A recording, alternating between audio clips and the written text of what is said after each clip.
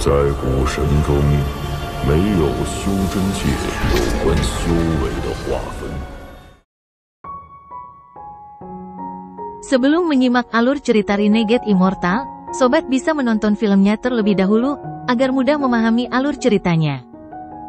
Tanpa berlama-lama, lanjut ke alur ceritanya.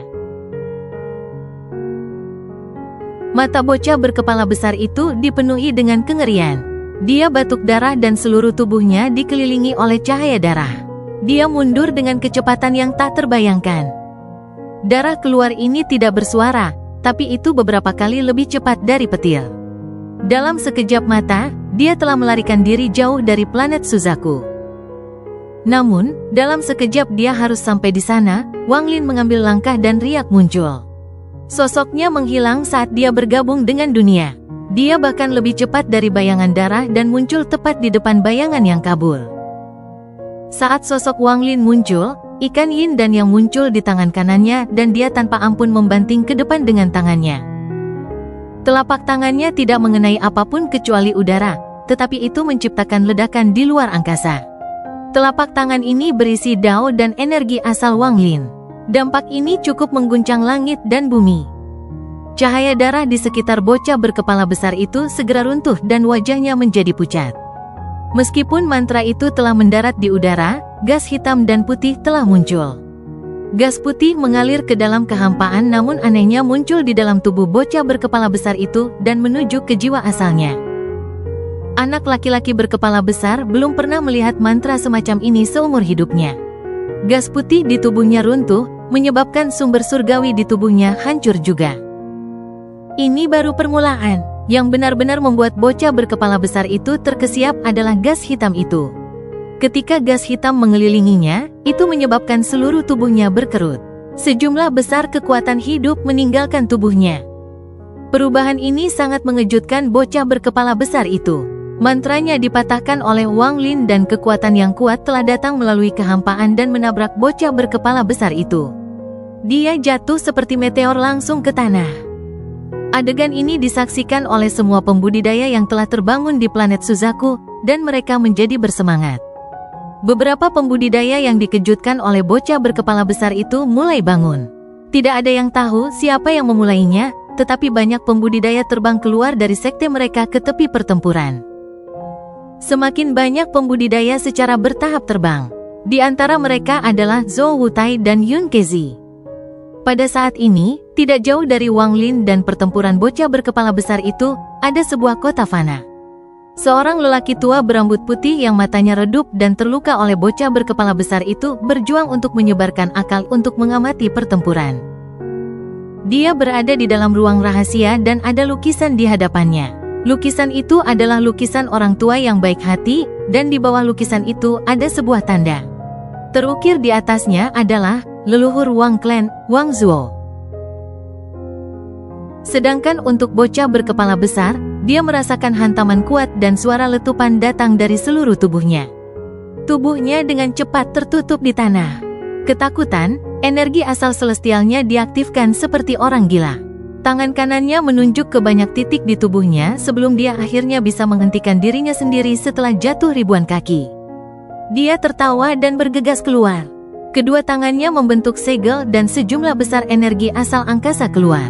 Energi asal celestial yang kaya membentuk jaring besar di hadapannya. Mantra surgawi, jaring penghancur roh. Anak laki-laki berkepala besar itu meraung dan jaring di depannya tiba-tiba tumbuh. Panjangnya lebih dari 1000 kaki dan mendekati Wang Lin. Ekspresi Wang Lin dingin dan dia menunjukkan tatapan dingin. Dia tidak berhenti bergerak maju. Saat jaring mendekatinya, riak muncul di bawah kakinya dan dia menghilang. Wajah anak laki-laki berkepala besar menjadi pucat dan matanya dipenuhi dengan keterkejutan. Dia merasa ada yang tidak beres sebelumnya. Dia telah menggunakan pelarian darah untuk menghindari banyak krisis hidup dan mati di masa mudanya. Namun, sekarang sumu ini telah menggunakan mantra yang tidak diketahui dan segera melampauinya. Itu membuatnya kehilangan akal, tapi dia tidak punya waktu untuk memikirkannya. Namun, sekarang dia melihat sumu menggunakannya lagi, semua rambutnya berdiri. Pada saat ini, semua energi asal angkasa di dalam tubuhnya meledak.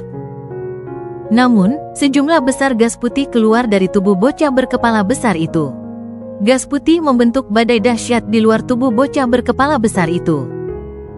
Saat tersapu, sosok Wang Lin muncul. Jari-jarinya membentuk pedang dan puluhan daging surgawi menyatu menjadi satu. Kemudian mereka menghantam langsung dengan pusaran yang dibentuk oleh energi asal angkasa. Tubuh bocah berkepala besar itu tiba-tiba berlumuran keringat dingin dan dia segera mundur. Dia merasa takut terhadap mantra aneh Wang Lin. Terlebih lagi, Sumu tidak menggunakan mantra guntur yang menakutkan itu. Ketika dia memikirkan tentang mantra petir itu, ketakutan pada bocah berkepala besar itu menjadi semakin kuat. Dia segera menjadi cemas dan berteriak, "Sumu, saya tidak membunuh satu orang pun di sini. Kenapa kamu harus memaksaku seperti ini?" Ekspresi Wang Lin menjadi dingin dan dia berhenti. Mata bocah berkepala besar itu menampakkan kegembiraan dan dia segera berlari keluar. Dia membuka mulutnya dan berteriak, "Sumu, kamu dan aku bukanlah musuh.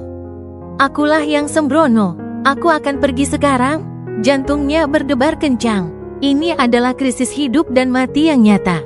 Dia bersumpah bahwa jika dia melarikan diri, dia akan segera kembali ke kamp utama para pembudidaya Alhaven dan mengungkap identitas Sumu. "Sumu, saya akan mengingat hari ini untuk balas dendam saya. Aku akan merusak namamu di sistem bintang Alhaven. Ketika senior seperti Dewa Darah datang untuk memburu pengkhianat seperti Anda, saya ingin melihat bagaimana Anda akan melarikan diri. Bahkan jika kakak magangmu adalah King Sui, dia tidak akan bisa melindungimu." Bocah berkepala besar itu mengatupkan giginya, tetapi dia tidak berani mengungkapkan pikirannya. Dia menatap langit dan melihat suasananya. Selama dia keluar dari atmosfer, Sumu ini tidak akan berani menyerang dengan ratusan pembudidaya yang melayani sebagai saksi. Wang Lin mencibir. Dia jelas tahu apa yang dipikirkan oleh tubuh berkepala besar itu. Dia mengangkat tangan kanannya dan suara bel bergema di dalam tubuhnya. Pada saat yang sama, bayangan ilusi dari tungku dewa kuno muncul. Setelah muncul, Wang Lin tanpa terburu-buru berkata, "Tukar." Dalam sekejap, tubuh berkepala besar yang melarikan diri melepaskan cahaya seperti hantu. Cahaya hantu ini muncul terlalu tiba-tiba, menyebabkan dia menjadi terkejut. Namun, segera, matanya dipenuhi ketakutan. Tubuhnya langsung menghilang dan bertukar tempat dengan Wang Lin. "Aku sudah bilang kamu tidak bisa kabur." Wang Lin berjalan selangkah demi selangkah menuju bocah berkepala besar itu. Rasa dingin di matanya menjadi lebih kuat. Hati bocah berkepala besar itu terasa pahit. Saat Wang Lin mendekat, perasaan tak tertahankan menyebar ke dalam hatinya seperti orang gila. Baginya, Wang Lin seperti roh raksasa yang gigih berjalan ke arahnya. Dia tanpa ampun mengatupkan giginya dan matanya menunjukkan cahaya ganas. Dia dengan cepat mundur dan tangannya membentuk segel. Dia mulai bernyanyi dalam bahasa yang aneh dan aura dingin mulai menyebar. "Sumu, kamu telah memaksaku." Ketika bocah berkepala besar menyelesaikan mantranya, tanda setengah transparan muncul di kehampaan di hadapannya. Setelah rune yang tak terhitung jumlahnya muncul, mereka tidak menyerang Wang Lin tetapi memasuki tubuh bocah berkepala besar itu. Geraman menyakitkan datang dari bocah berkepala besar itu. Dia tahu bahwa semua mantra dan harta magisnya tidak berguna di hadapan Sumu. Semakin dia memikirkan tentang mantra guntur mengejutkan yang belum digunakan Sumu, semakin dia merasa tidak nyaman. Seolah-olah pihak lain benar-benar yakin bahwa semua metode untuk melawan sama sekali tidak signifikan. Perasaan ini membuat kulit kepalanya terasa kebas dan bahkan dia ingin menyerah. Namun, dia tidak mau, jadi dia menggunakan mantra celestial terkuatnya tanpa ragu-ragu untuk satu konfrontasi terakhir. Saat rune memasuki tubuhnya, seluruh tubuhnya layu.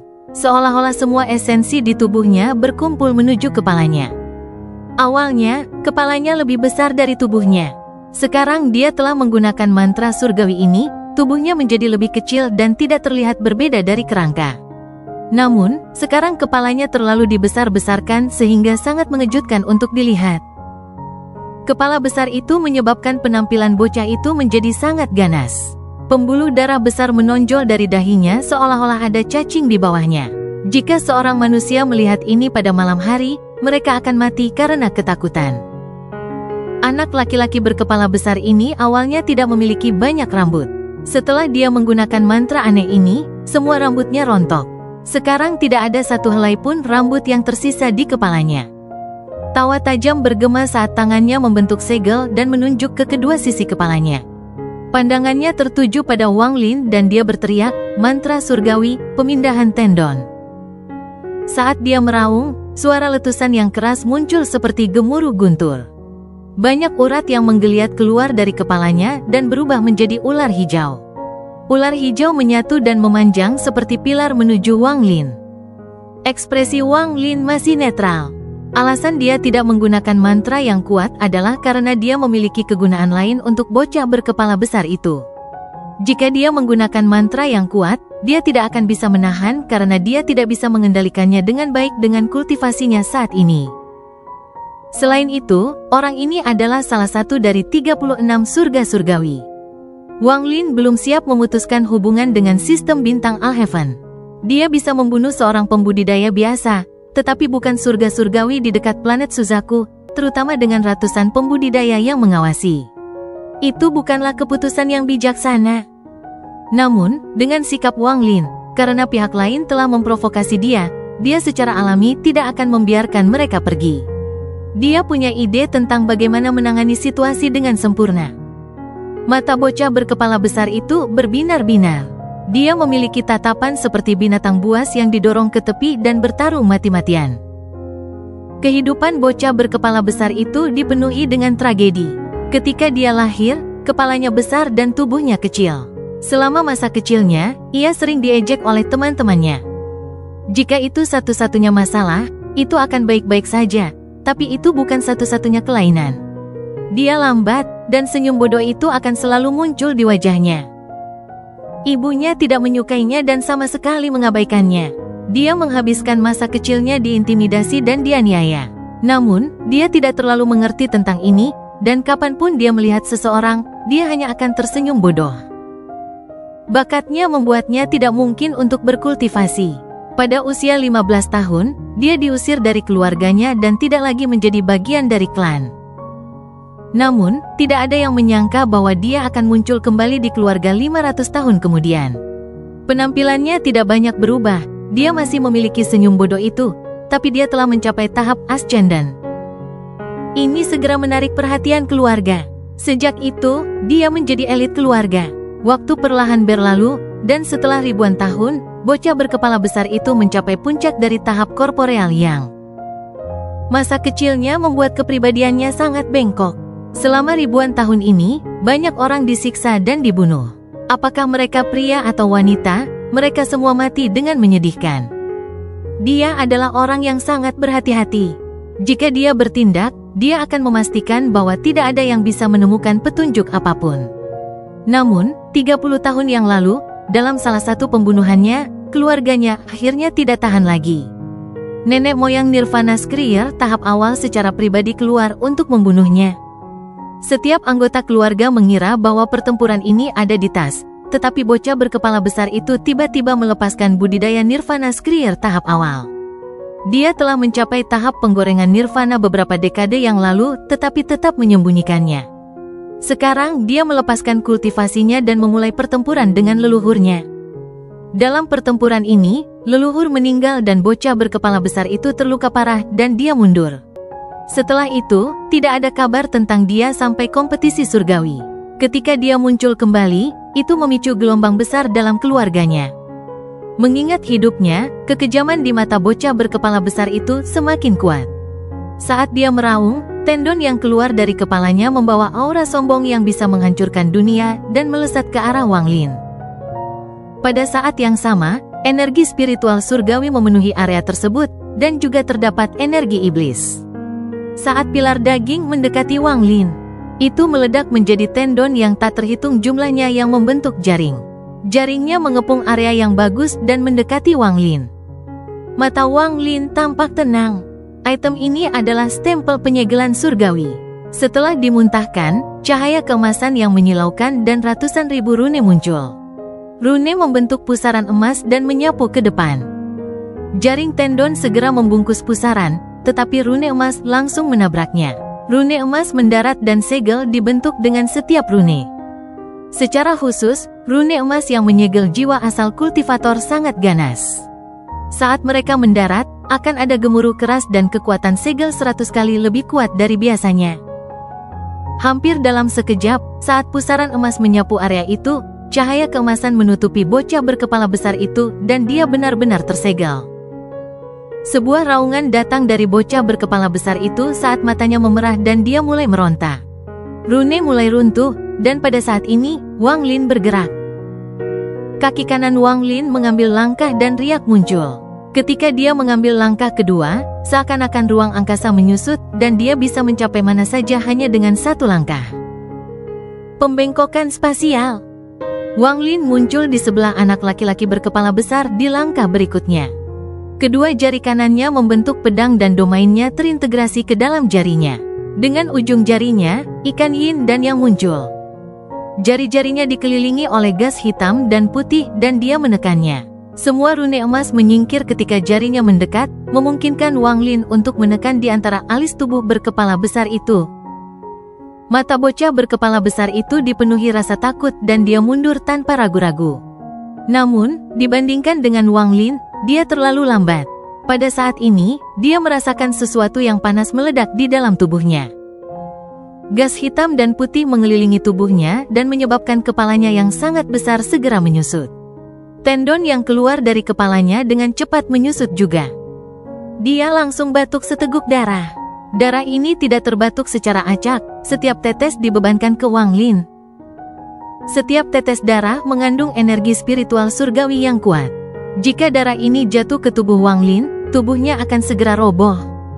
Bagaimanapun, kultivasi bocah berkepala besar ini tidak lemah. Dia adalah kultivator langkah kedua di tahap penggorengan nirvana. Ekspresi Wang Lin netral, dan dia bahkan tidak mengelak. Saat darah segar masuk, dia dengan lembut berkata, "Ikat." Berkat budidaya Nirvana Skrier, mantra Bin jauh lebih kuat dari sebelumnya. Terlebih lagi, saat Wang Lin menggunakan mantra Bin, manik-manik surgawi yang ditinggalkan oleh King Sui dengan cepat berputar dan jejak energi asal surgawi memasuki dunia. Ini segera menyebabkan mantra Bin mencapai ketinggian baru sejak Wang Lin mempelajarinya. Dengan satu kata, semua darah segar yang mengalir ke arah Wang Lin membeku di udara. Tidak hanya darahnya, tetapi bahkan bocah berkepala besar yang mencoba melarikan diri membeku dengan ketakutan di matanya. Dari awal sampai akhir, Wang Lin masih tenang. Dia menghindari darah dan tangannya bergerak seperti kilat saat dia menekan di antara alis anak laki-laki berkepala besar itu. Tubuh bocah berkepala besar itu gemetar saat dia dibuang dan suara letupan keluar dari tubuhnya. Mantra Bin masih belum hilang saat Wang Lin mengambil langkah dan mengejarnya.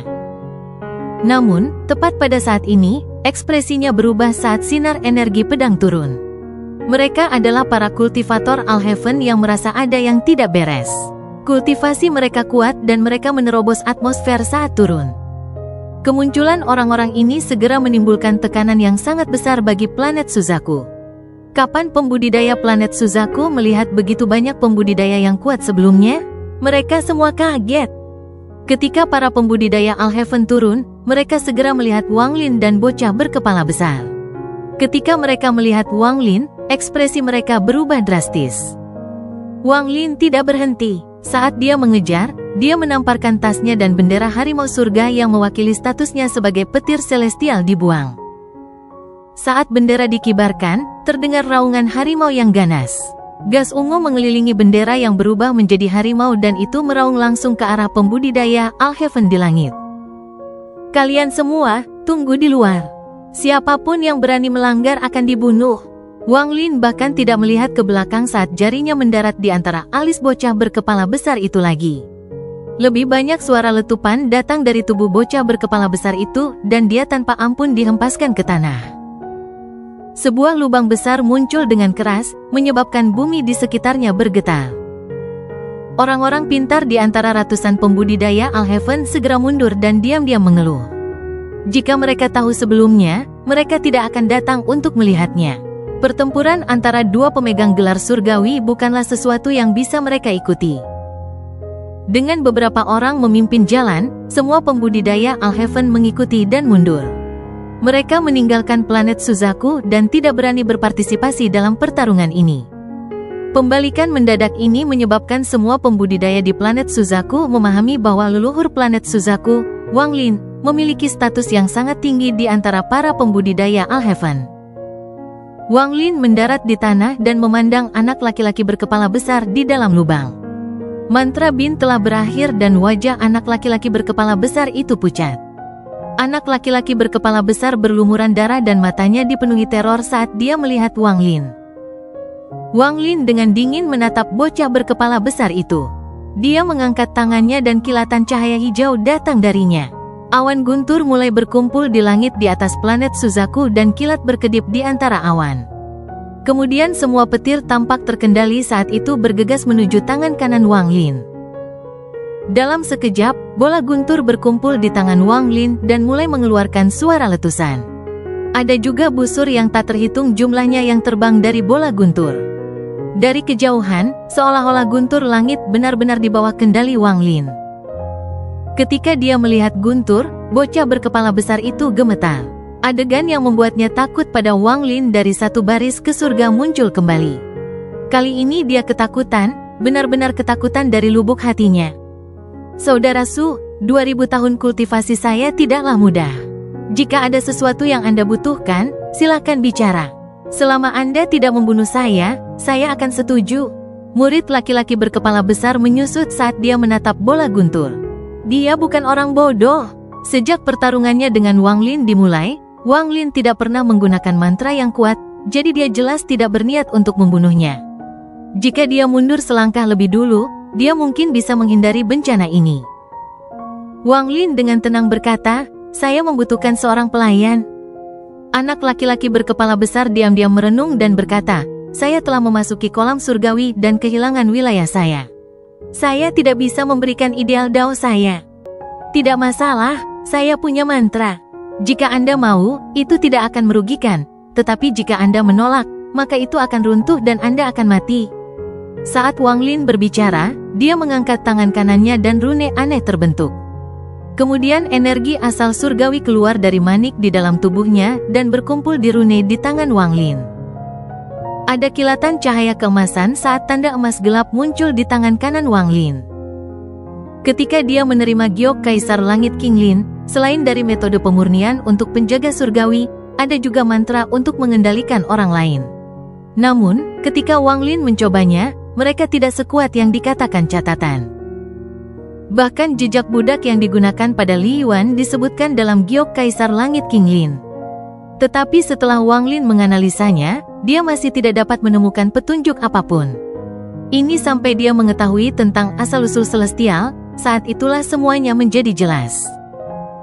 Mantra penyegel ini harus digunakan oleh makhluk angkasa. Jika tidak ada asal surgawi, maka mereka secara alami tidak dapat menampilkan kekuatan sejati mereka. Energi asal surgawi berkumpul untuk membentuk rune. Kemudian rune itu mendarat di antara alis anak lelaki berkepala besar itu. Saat ini, Wang Lin merasa bahwa dia hanya perlu satu pikiran agar bocah berkepala besar ini binasa. Dia merenung sebentar dan memahami perbedaan antara segel dan penjaga surgawi. Mantra penyegelan tidak sempurna dalam hal kesetiaan. Selama itu mantra, itu tidak akan sempurna. Dengan berlalunya waktu, berbagai masalah yang bisa menyebabkan mantranya rusak akan muncul. Wang Lin sangat jelas tentang ini. Ketika segel mendarat di antara alis anak laki-laki berkepala besar itu, tubuhnya bergetar. Semua energi asal celestial di tubuhnya mulai aktif dan segel identik terbentuk pada jiwa asalnya. Anak laki-laki berkepala besar itu menarik napas dalam-dalam saat dia bangun dengan senyum masam dan dengan hormat berkata, "Salam, Guru." Wang Lin memandang anak laki-laki berkepala besar dan berkata, "Pergi keluar planet dan kirim para pembudidaya Alhaven pergi. Adapun kamu, tetaplah di sini." Anak laki-laki berkepala besar dengan cepat menerima perintah itu dan menghela nafas. Dia melompat ke udara dan menyerbu ke langit. Saat Wang Lin melihat bumi yang akrab di sekitarnya, matanya dipenuhi nostalgia. Dia punya banyak kenangan di sini. Wang Lin merasa sedih kembali setelah pergi selama ratusan tahun. Ini adalah emosi yang sangat kompleks yang tidak dapat dijelaskan dengan jelas. Saya tidak tahu berapa banyak teman yang masih bisa saya temui. Wang Lin mengungkapkan ekspresi kecewa. Bayangannya berkedip-kedip, lalu Tasan melangkah keluar dan berdiri diam di sana. Wang Lin hanya menatap rumahnya seperti ini, dan melankolis di hatinya menjadi semakin kuat. Tak lama kemudian, bocah berkepala besar itu turun dari langit. Dia dengan tenang berdiri di belakang Wang Lin. Beberapa sinar cahaya datang dari kejauhan. Dua dari mereka bergerak lebih cepat dari yang lain dan dengan cepat mendekat. Keduanya adalah Zhou Wutai dan Yun Kezi. Wang Lin mengambil langkah maju dan seluruh tubuhnya menghilang. Dia hanya meninggalkan pesan indera yang bergema di hati Zhou Wutai dan Yun Kezi. Aku ingin yang tenang. Saat Zhou Wutai merasakan perasaan ini, tubuhnya bergetar dan pikirannya terkejut. Meskipun perasaan lembut, itu membuatnya takut, dan hatinya dipenuhi dengan rasa hormat. Pada saat yang sama, ada juga perasaan kompleks di hatinya. Aku tidak berpikir kalau dia akan menjadi sekuat ini setelah ratusan tahun. Zhou Wutai, bagaimanapun juga, adalah Suzaku, jadi dia dengan cepat menekan rasa sok di dalam hatinya. Dia menggenggam tangannya pada Yun Kezi dan kemudian pergi bersama orang-orangnya. Emosi Yun Kezi bahkan lebih kompleks. Perasaan Wang Lin telah membuatnya gemetar juga. Anak laki-laki kecil dari masa itu telah mencapai tingkat kultivasi yang tak terbayangkan. Dia menghela nafas dan merasa seolah dia masih bisa melihat sosok pemuda yang membayar minumannya di restoran. Dia memikirkan tentang pertempuran antara dirinya dan Zukezi, pertempuran antara klan abadi yang ditinggalkan dan negara Suzaku. Sekarang semuanya terasa begitu tidak penting. Secara kebetulan, baik Zhou Wutai dan Yun Kezi menyegel informasi tentang kembalinya Wang Lin. Selain para pembudidaya yang bangun lebih awal, tidak ada orang lain yang tahu bahwa Wang Lin telah kembali. Alasan mereka berdua melakukan ini adalah karena perasaan Wang Lin mengandung sedikit kesedihan. Dia membutuhkan waktu untuk menyendiri dan tidak ingin orang lain mengganggunya. Beberapa hari kemudian, Wang Lin melihat pemandangan yang familiar di sekitarnya saat dia berjalan menyusuri jalan yang berliku. Dia tidak bergerak terlalu cepat dan tubuhnya memberikan rasa kesepian yang kuat. Matahari terbenam membuat bayangannya sangat panjang dan Wang Lin tampak sangat kesepian saat matahari terbenam. Dari kejauhan, Wang Lin tidak terlihat seperti pemuda dan lebih seperti orang tua. Seorang pengembara yang telah meninggalkan rumahnya selama bertahun-tahun. Tasan dan bocah berkepala besar itu diam-diam mengikutinya. Ekspresi Tasan tidak berubah, satu-satunya tugasnya adalah melindungi Wang Lin. Jika ada yang menunjukkan permusuhan terhadap Wang Lin, dia akan menjadi yang pertama menyerang. Bocah berkepala besar itu juga diam. Hatinya berantakan dan dia tidak bisa menjernihkan pikirannya. Wang Lin perlahan berjalan ke depan. Segala sesuatu di sekitarnya tidak dikenal, tetapi ada jejak keakraban di dalamnya. Jalan ini dulunya hanyalah jalan pedesaan kecil. Namun, dengan berlalunya waktu, itu telah banyak berubah. Saat dia berjalan, melankolis di hati Wang Lin menjadi semakin kuat. Dia samar-samar melihat ujung jalan di depan. Ada sebuah kota besar di sana, dan dipenuhi dengan kebisingan. Ada sebuah plakat di atas gerbang kota, dan ada 3 karakter di plakat itu. Kota leluhur Wang. Melihat kota dari kejauhan, Wang Lin berhenti. Penampilan kampung halamannya dan suara orang tuanya memenuhi pikirannya. Wang Lin mengungkapkan kesedihan. Kota ini benar-benar berbeda dari ingatannya. Suara kuda dan roda di tanah bergema dari belakang Wang Lin saat dia merenung. Tidak lama kemudian, tim gerbong perlahan tiba. Gerbong ini sangat biasa. Ada beberapa orang yang menunggang kuda di depan mereka untuk membuka jalan. Di belakang kuda ada gerbong, dan seorang lelaki tua berambut putih sedang duduk di depan salah satu gerbong. Matanya seperti kilat. Dia jelas seorang ahli seni bela diri. Orang tua itu terkadang mengangkat cambuk di tangannya dan dengan sekejap meningkatkan kecepatan kereta. Ketika lelaki tua itu melewati Wang Lin, dia sepertinya dengan santai menoleh untuk melihat kelompok Wang Lin sebelum menarik pandangannya dan pergi. Ekspresi Wang Lin menjadi rumit saat dia perlahan berjalan maju di belakang gerbong. Ada penjaga di gerbang memeriksa jalan yang lewat. Ini tentu saja tidak mengganggu Wang Lin sama sekali. Tidak ada satupun penjaga yang memperhatikan dia lewat. Setelah memasuki kota, jalanan dipenuhi pejalan kaki. Jalanan dipenuhi dengan toko-toko dan terlihat sangat hidup. Wang Lin perlahan berjalan dengan kesepian di dalam hatinya. Segala sesuatu di hadapannya sangat asing baginya. Setiap orang telah berubah. Saat dia berjalan, Wang Lin tiba-tiba menggigil. Kultivasi 1000 tahun menjadi sangat rapuh dan mulai runtuh dari tubuhnya. Dia seperti seseorang yang telah meninggalkan rumahnya untuk waktu yang lama. Kemudian, setelah melihat semua orang asing ini, dia tiba-tiba melihat sesuatu yang familiar. Wang Lin melihat ke depan. 1000 kaki di depan, ada area yang dikelilingi oleh dinding batu. Ada tim tentara yang berpatroli di daerah itu. Jelas tempat ini dijaga dengan baik dan tidak ada yang diizinkan masuk. Selain itu, ada selusin aura milik para pembudidaya yang mengelilingi daerah ini. Bisa dibayangkan kalau ini pasti lokasi terpenting di kota ini. Apa yang ada di dalam dinding batu adalah sesuatu yang sama sekali berbeda dari luar dinding. Ada beberapa rumah di sana yang memberi perasaan akrab pada Wang Lin. Ada juga kuburan yang dibangun sesudahnya.